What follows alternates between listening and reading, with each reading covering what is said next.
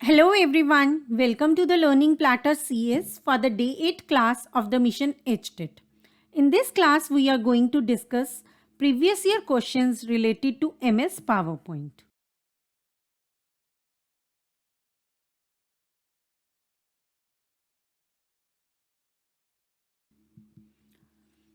तो MS PowerPoint से आपके 2 से 3 क्वेश्चंस की वेटेज रहती है।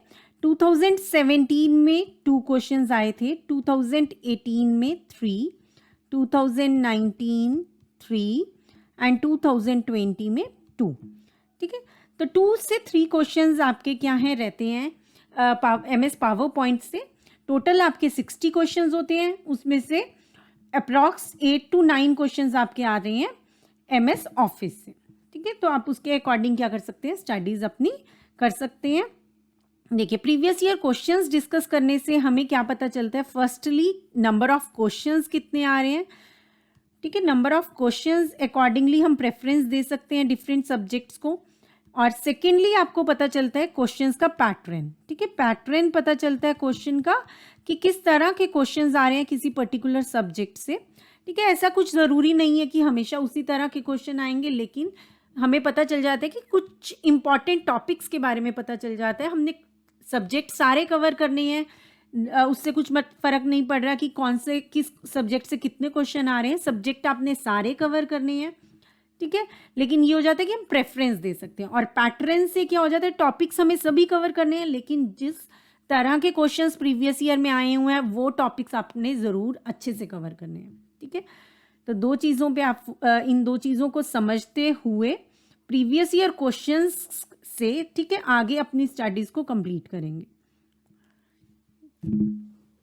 कई बार क्या होता है, हमें पता ही नहीं होता लेवल क्या होगा। जैसे कि सीडीपी में अगर आप देखें, ठीक है, सीडीपी में अगर आप देखें तो अगर सीटेट की सीडीपी देखें, सीटेट में जो सीडीपी आती है वो बहुत इजी लेवल की होती है, लेकिन एचटेट में जो सीडीपी आती है वो एक लेवल जो होता है उसका वो मॉडरेट टू डिफिकल्ट रहता है हमेशा। ठीक है, तो हम इजी वाले कॉन्सेप्ट, हमने सिर्फ ये देख लिया वाइगॉट्स की थ्योरी क्या है, तो उतने से काम नहीं बनेगा एचटेट में। ठीक है, एचटेट में आपको क्या करना पड़ेगा, एक लेवल के अकॉर्डिंग आपने प्रीवियस ईयर क्वेश्चन से ही आपको लेवल का पता चलेगा और उसके अकॉर्डिंग ही आप क्या करेंगे, अपनी तैयारी को कंप्लीट करेंगे। ठीक है ना, अभी आपका क्या है, एग्जाम का नोटिफिकेशन भी आ चुका है, तो आप लोग तैयार हो जाइए और तैयारी को शुरू कर दीजिए। तो चलिए स्टार्ट करते हैं। क्वेश्चन नंबर 1 जो आपका आया हुआ है एचटेट 2017 में।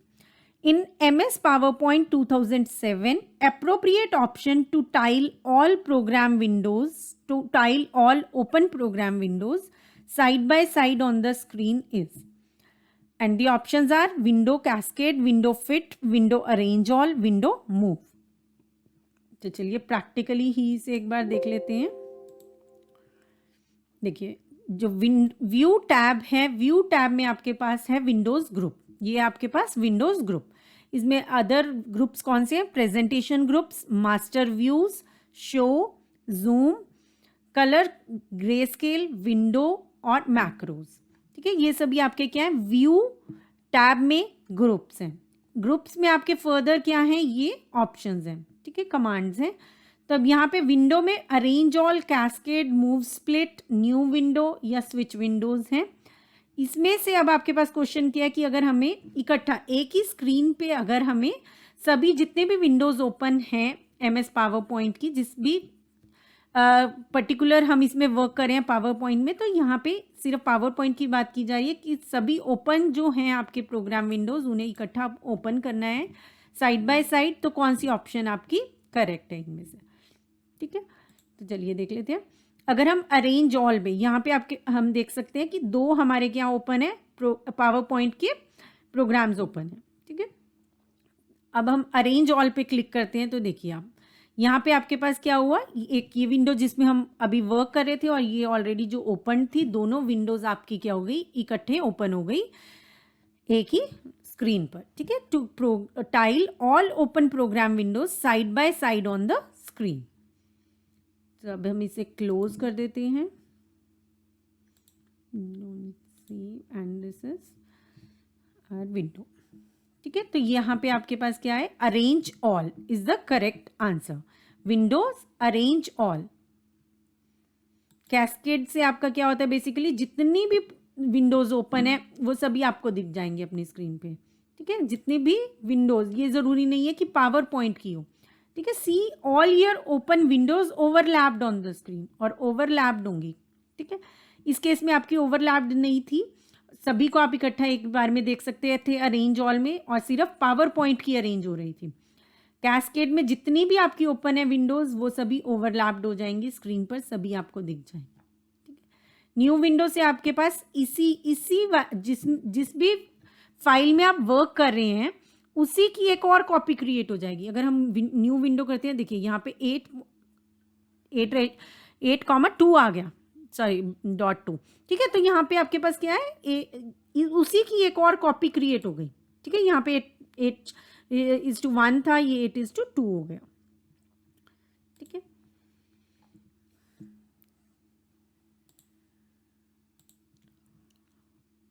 So the correct answer is window arrange all. Next question is multiple MS PowerPoint slides can be printed on a single page using slide range, handouts, collate and outlines. So इसका आपका correct answer क्या है, handouts, ठीक है।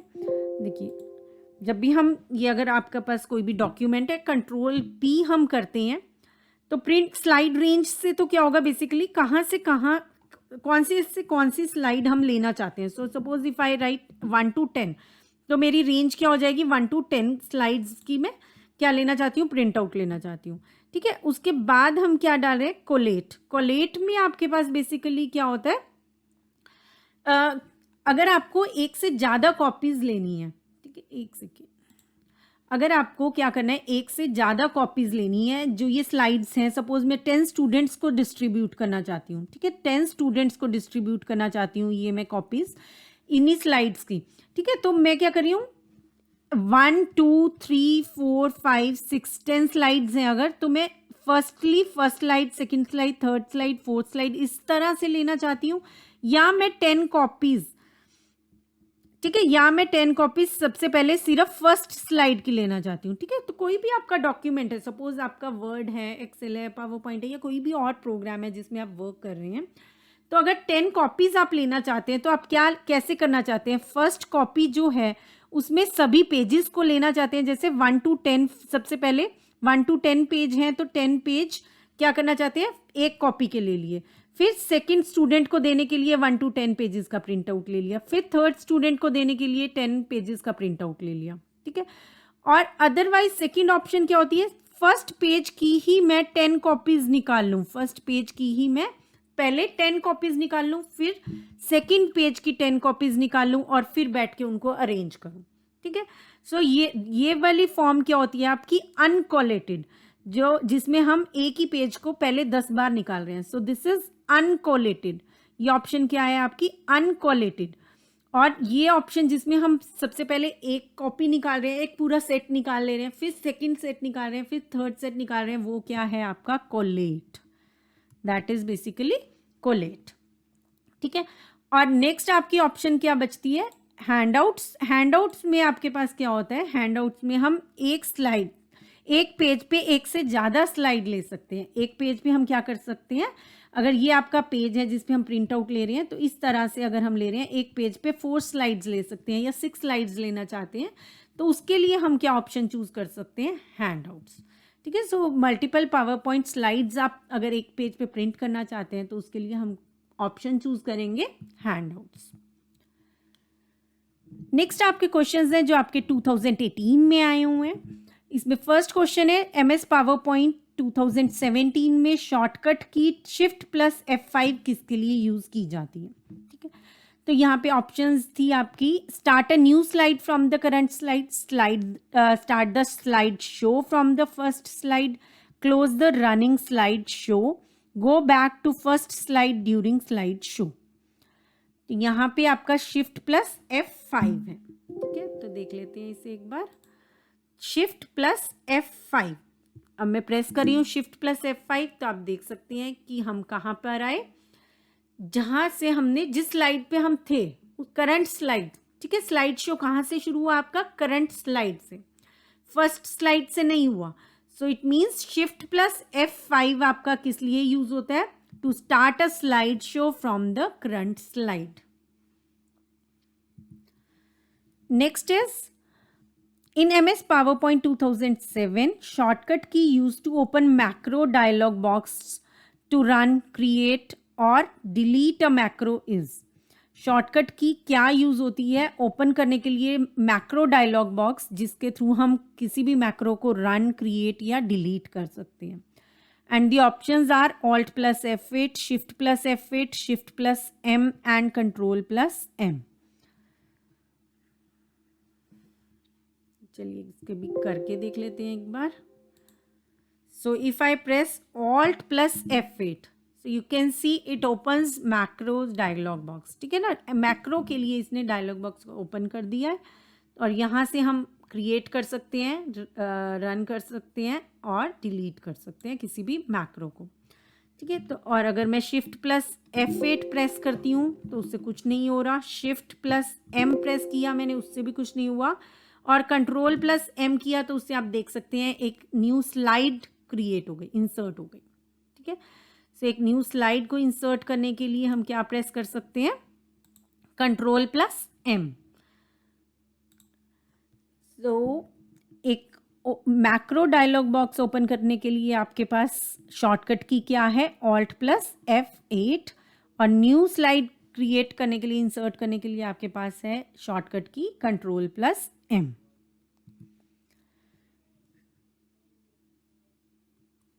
Next question is in MS PowerPoint 2007, to easily rearrange slides, we can use dash option found under View tab. And the options are Slideshow, Slide Sorter, Handout Master and Slide Master. तो यहाँ पे आपको क्या करना है? Rearrange करना है slides को। ठीक है, तो वो आप व्यू टैब में किसके थ्रू कर सकते हैं? क्या आप स्लाइड शो में रीअरेंज कर सकते हैं? No, we can not rearrange, अभी आपका स्लाइड शो चल रहा है। ठीक है, तो यहाँ पे हम रीअरेंज नहीं कर सकते। तो एक बार देख लेते हैं। तो यहाँ पे आपके पास क्या, व्यू टैब में देखिए आपके पास क्या क्या है। ये है प्रेजेंटेशन, डिफरेंट प्रेजेंटेशन व्यूज। ठीक है, तो डिफरेंट प्रेजेंटेशन व्यूज में नॉर्मल है। ठीक है, आउटलाइन व्यू है जो आपका किस तरह से, एक बार ये भी साथ साथ पता चल जाएगा। यहाँ पे आपको कंटेंट मिल रहा है। ठीक है ना, इस तरह से ये आपका आउटलाइन व्यू है। ये आपका स्लाइड सॉर्टर व्यू है जहाँ पे हम इजीली अरेंज कर सकते हैं। नेक्स्ट आपका नोट्स पेज है जहाँ पे आप नोट्स ऐड कर सकते हैं। And this is reading view. ठीक है, जहाँ पे आप उसका फुल व्यू ले पा रहे हैं ताकि रीड कर पाए।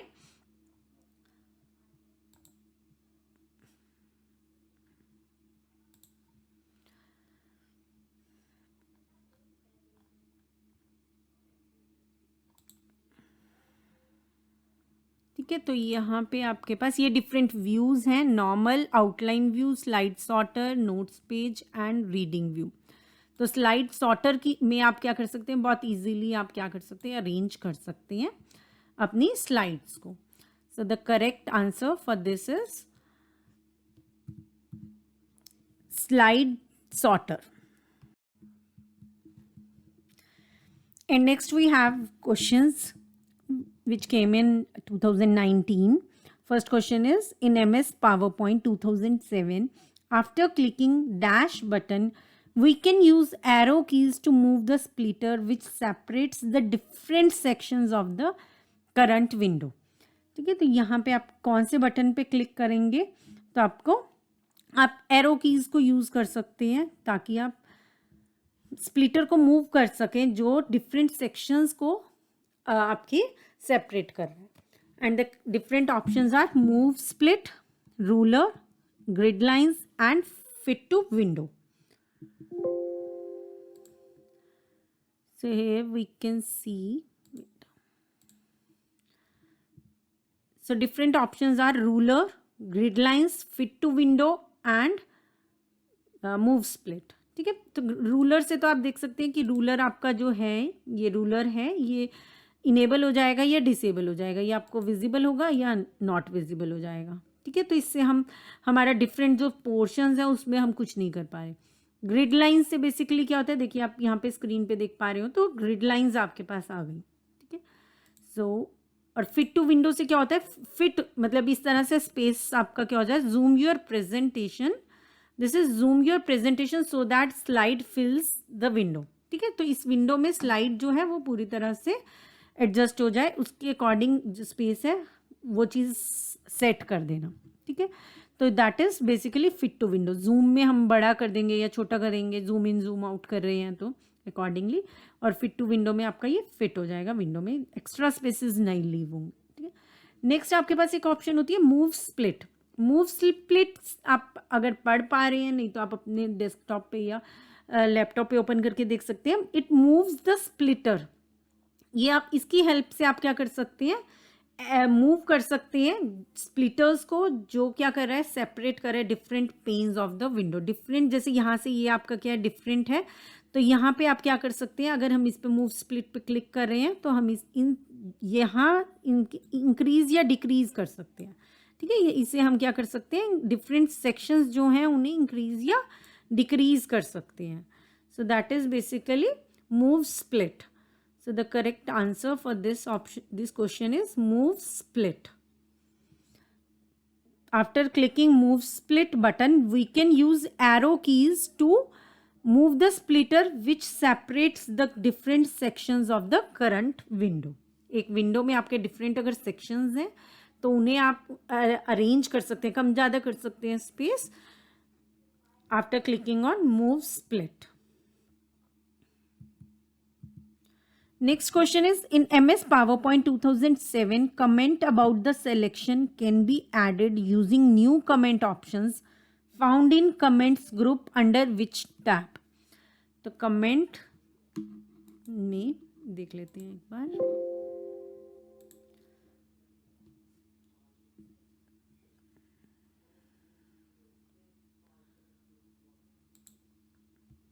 देखिए रिव्यू टैब में आपके पास क्या है, कमेंट्स का क्या है, कंप्लीट ग्रुप है, ठीक है। और इसमें आप new comment, delete, previous, next, show comments कुछ भी करना चाहते हैं तो वो सब आपको कहाँ मिलेगा, कमेंट्स ग्रुप में. और वो कहाँ है, रिव्यू टैब में है, ठीक है, रिव्यू टैब में. So comments about the selection can be added.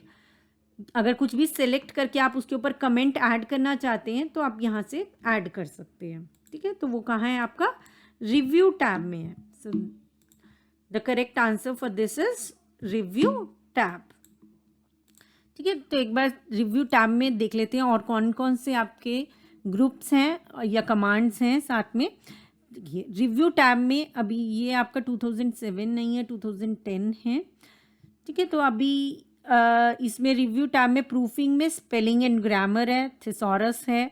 Next accessibility है जिसमें चेक करें हम एक्सेसिबिलिटी, इनसाइट्स, लैंग्वेजेस जिसमें ट्रांसलेट और लैंग्वेज है, कमेंट्स ग्रुप है और साथ में कंपेयर ग्रुप है, ठीक है. कंपेयर ग्रुप में कंपेयर, एक्सेप्ट, रिजेक्ट, ये डिफरेंट आपके पास क्या हैं, कमांड्स हैं. नेक्स्ट आपके पास इंक है, हाइड इंक या delete all ink in the presentation. तो यहाँ पे ये सब आपके क्या हैं, ग्रुप्स हैं, किसमें, रिव्यू टैब में.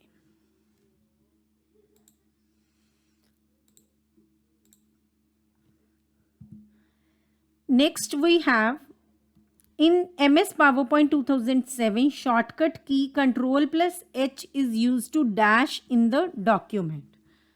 तो देखिए Ctrl+H किस लिए यूज करते हैं हम, देखिए Ctrl+H मैंने प्रेस किया, तो आप देख सकते हैं रिप्लेस करने के लिए यूज़ हो रहा है. फाइंड करेंगे जिस भी वर्ड को आप रिप्लेस करना चाहते हैं, जो भी टेक्स्ट आप रिप्लेस करना चाहते हैं और किसके साथ रिप्लेस करना चाहते हैं वो भी दे देंगे तो रिप्लेस हो जाएगा, ठीक है. So this is Ctrl+H is used to replace text in the document.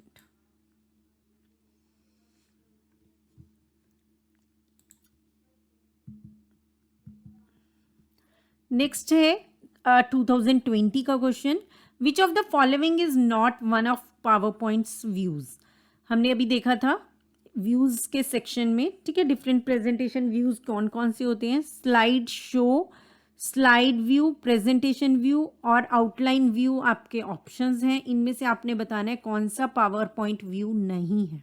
ठीक है, तो स्लाइड व्यू जो आपका नॉर्मल व्यू होता है जिसमें हमें स्लाइड्स विजिबल होती हैं, स्लाइड शो जिसमें हम स्लाइड शो हम देख रहे हैं जो ऑलरेडी हमारा रनिंग में है, और आउटलाइन व्यू हमारा होता है।